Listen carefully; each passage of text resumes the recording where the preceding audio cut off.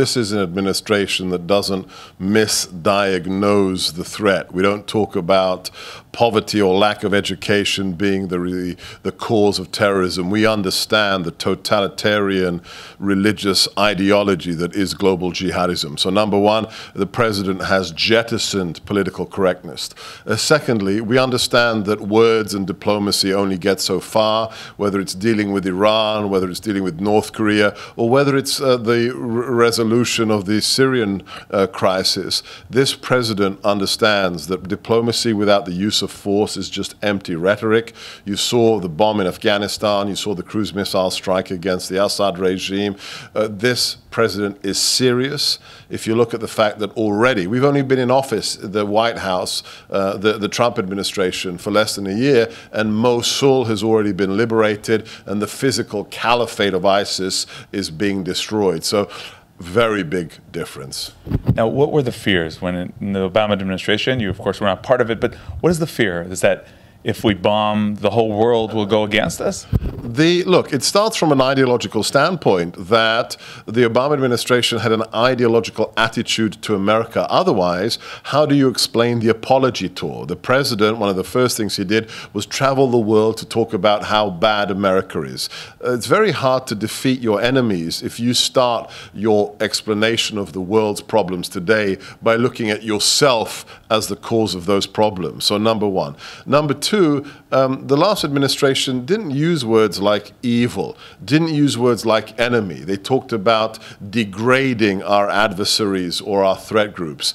The Trump administration, President Trump, believes that evil is real and believes that groups like ISIS, like Al-Qaeda, must be destroyed. And then when it comes to what we're seeing here in the Middle East is that there are different sectors, different groups, and they're against each other. And sometimes some of the people, some of the states are saying, so we should be with one side because they're against our enemy. But basically, many of the sides are enemies. Many of the sides support terror. So how do you deal with that? Yeah, the so-called Arab phrase that the enemy of my enemy is my friend is not always true, because you could have people who are enemies to each other that hate you both. Whether it's Shia jihadism or Sunni jihadism, they both wish to destroy Israel. They both wish to destroy Judeo-Christian civilization. So yes, the dividing line is not enemies of enemies. The dividing line is, do you believe in the values of the West, or are you defining yourself as the enemy of those values? Now, when it comes to Israel, Israel and America really are now eye to eye. It's that much better in terms of the relations? I ask your viewers, go and watch the video of the President and First Lady Melania getting off the plane when they arrived in Israel. Just look at the body language of the Israeli Prime Minister and the Israeli President. It felt, I mean, just don't take my word for it, look at the video. It was like long-lost cousins had arrived finally back home. When the I was in the White House celebrations on Israeli Independence Day, when the Vice President addressed members of the Jewish community with Ambassador Friedman there, and the Vice President stopped in his speech and said, now I'm going to read you a message from the President. And he said, this administration, quote, stands unapologetically shoulder to shoulder with Israel.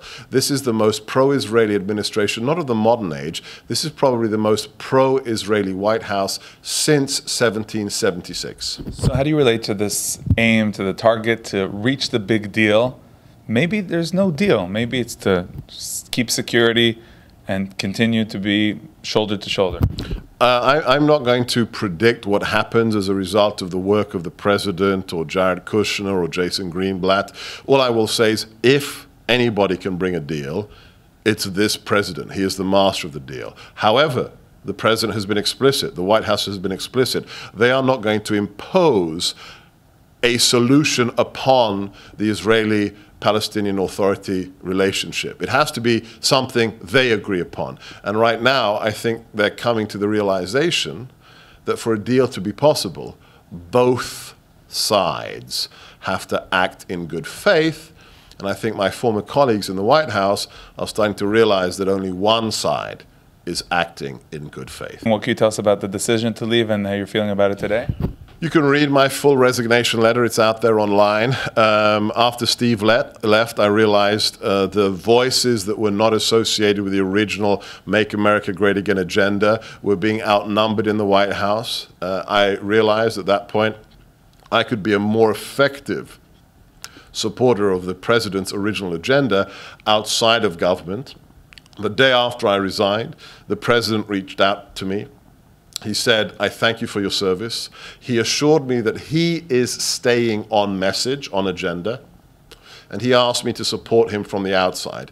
And I assured him that that's exactly what I'm going to do. And there is an Israeli connection to what you went through, right? Because we heard, for example, that Steve Bannon was the one who wanted the embassy to move to Jerusalem, and we're hearing all different rumors about that.